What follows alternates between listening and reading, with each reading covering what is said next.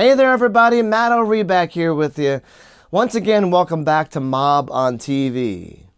This is episode number 20, and as I said in episode number 19, I was going to leave this one as a surprise, because this episode is the last episode of the Geartorial series.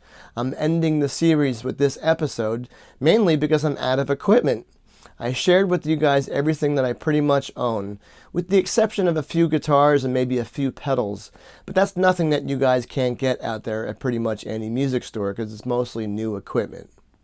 So episode number 20, and I'm sure you can guess by looking at the picture right now, we're comparing my Trainwreck Express named Marina with a 1973 50-watt Marshall. Now, interesting comparison. You can see where some of the ideas of the Trainwreck came from Marshall. And also in the Trainwreck, I believe, is also the AC30 tones of the chime in the clean tones. But it's pretty interesting to hear these two back to back.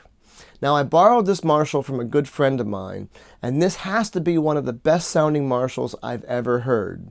A 1973 50-watt Marshall. Now, that kind of goes against the rules of all the Marshall collectors because, myself included, we're all hung up on the Plexi era of 67, 68 into mid of 69.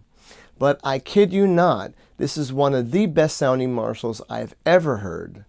It's almost unfair, they should all sound this good. But as we know, Marshall in the vintage era are pretty inconsistent. And there's only a handful that sound like this. Maybe less than a handful. A lot of them sound okay, and then there's a whole bunch of them that don't sound that great at all. But this one is exceptional. So we're going to compare this one to the Trainwreck Express. Let's check this out. Now before we hear the first note, I have some other information I have to disclose in terms of tubes with these amps. In the Trainwreck Express I have vintage glass. V1 is a vintage Mullard 12AX7, V2 a 12AX7 Bugle Boy, and V3 is an EI. Then in the power stage I have a set of Mullard EL34s, also vintage. Now in the Marshall, since it's not mine, I did take a peek inside and it was tubed with new JJ tubes, which aren't that bad. It sounds real good in this amp, but I did change out the 12AX7s to be the same complement of the Trainwreck. I didn't change the power tubes because, again, it's not mine, and I didn't want to have to rebias it. So, interesting thing about the Marshall is it didn't really like my unpotted pickups, the wolf tones that are in my 1959 Dave Johnson modified Les Paul. So you're going to notice on the film that I had to sit almost off camera about 1.5 feet away from the cabinet to try to minimize on the squealing that was happening by sitting too close to the amp. The Trainwreck didn't mind it as much sitting next to it, which is kind of surprising because the Trainwreck front end of the amp is so wide open you would think it'd be squealing for days. But for some reason it doesn't. The Marshall does, however, so you'll see in the video, again, I'm sitting a little bit further away from the cabinet than my other videos. I did go through this with two different guitars, again, my Dave Johnson 1959 Historic Les Paul, and also my 1961 Fender Stratocaster, to give you two different comparisons between Strat and Les Paul without changing any of the controls on the front of the amps. I took close-up pictures of the fronts so you could see what they're set at. Of course, the Marshall's completely dimed out. Another interesting thing about this Marshall is that it does have a master volume installed in the 4th input jack. Now, normally I don't really care for the master. I'd rather just run it wide open, which is exactly what I did in the video. The master's wide open, everything on the front is completely dimed out. Now, the master in this amp actually works really well. I'm shocked at how good it works. I think the rumor is that Ken Fisher actually put the master in this amp, but I can't be sure. Again, it's not mine, and I don't want to open it up. That wouldn't be fair to the owner. So, let's get to it. Let's check this out. Here we go.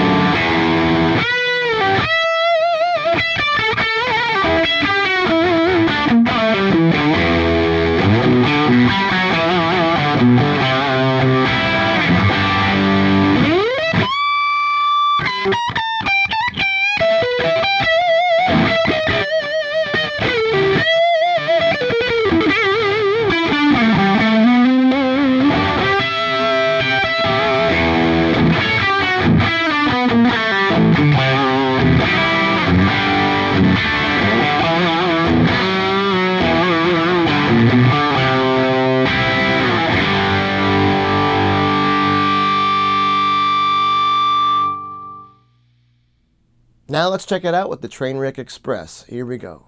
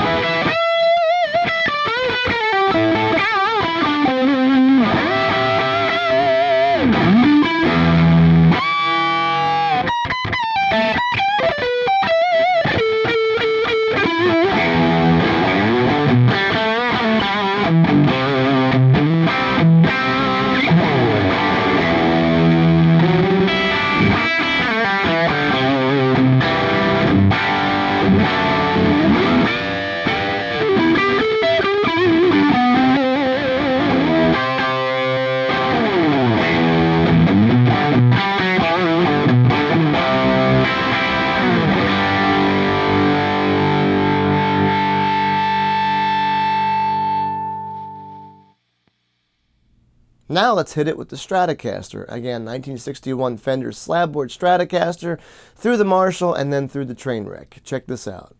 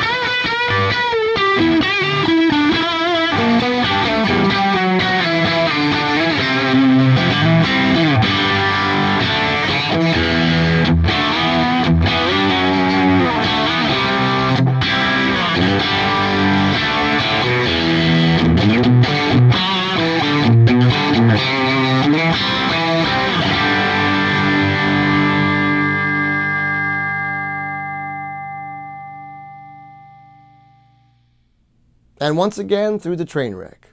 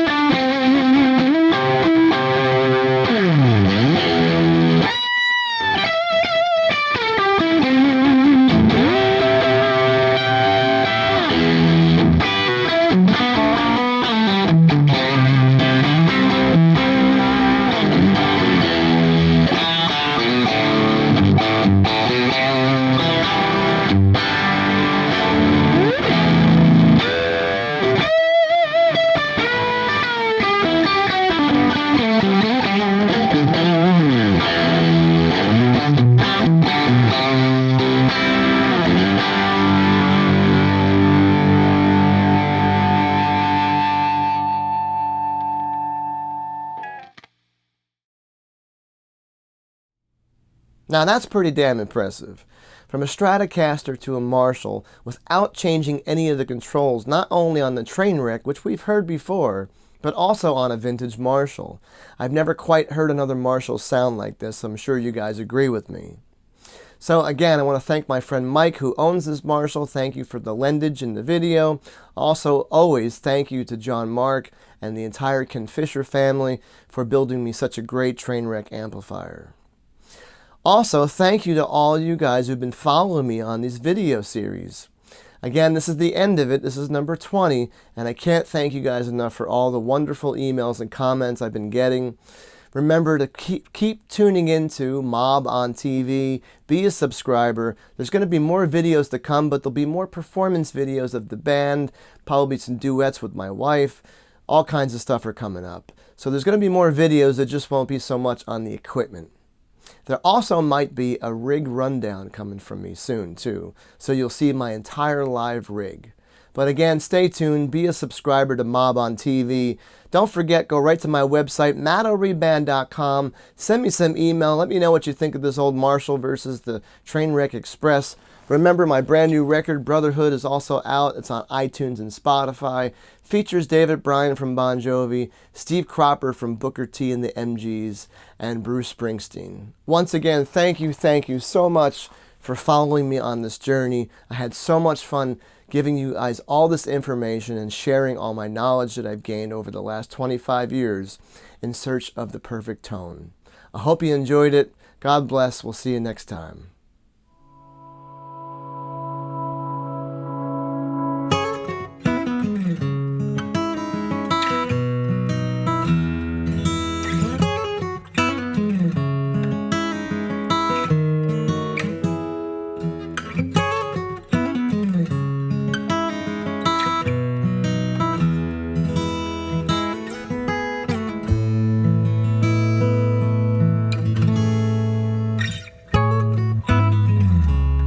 I'm doing things that we used to do.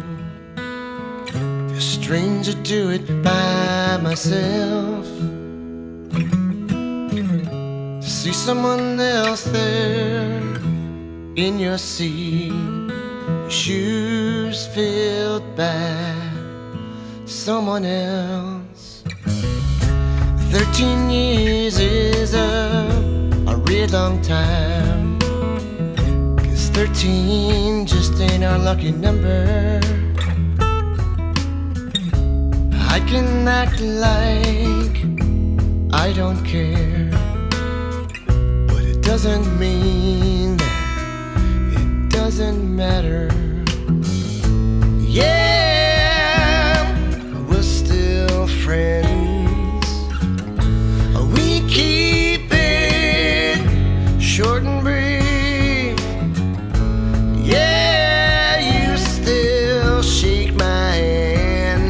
In that awkward silence is everything.